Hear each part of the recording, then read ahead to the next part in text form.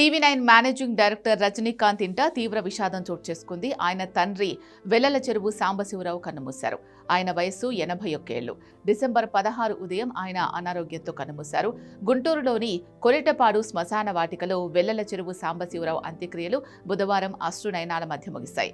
సామాజిక రాజకీయ రంగాల్లో తనదైన ముద్ర వేసిన సాంబశివరావు గారికి కడసారి వీడ్కోలు పలికేందుకు అభిమానులు, వివిధ పార్టీల కార్యకర్తలు భారీగా తరలివచ్చారు. ఆయన భౌతిక కాయాన్ని చూసి కుటుంబ సభ్యులు, అనుచరులు కన్నీటి పర్యంతమయ్యారు.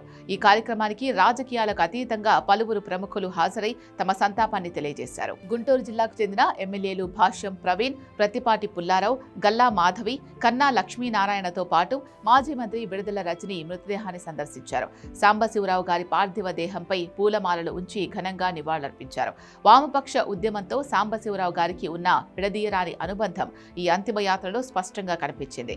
సిపిఎం నేతలు రమాదేవి, నళినీకాంత్, ముత్యాలరావు, మాజీ ఎమ్మెల్యే లక్ష్మణరావు, అలాగే సిపిఐ నేతలు ముప్పాళ్ల నాగేశ్వరరావు, జంగాల అజయ్, మల్యాద్రి, అరుణ్ కుమార్ తదితరులు భౌతిక కాయం వద్ద నివాళులర్పించారు. సాంబశివరావు గారి మృతదేహంపై వామపక్ష జెండాను కప్పి కామ్రేడ్ సాంబశివరావు జోహార్ అంటూ చేసిన నినాదాలతో శ్మశాన వాటిక మార్మోగింది.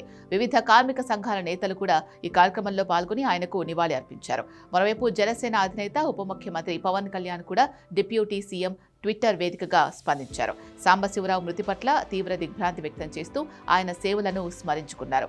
ఇలా వామపక్ష, మితవాద, అధికార, ప్రతిపక్ష నాయకులందరూ ఒకటై సాంబశివరావు గారికి ఘనమైన తుది వీడ్కోలు పలికారు.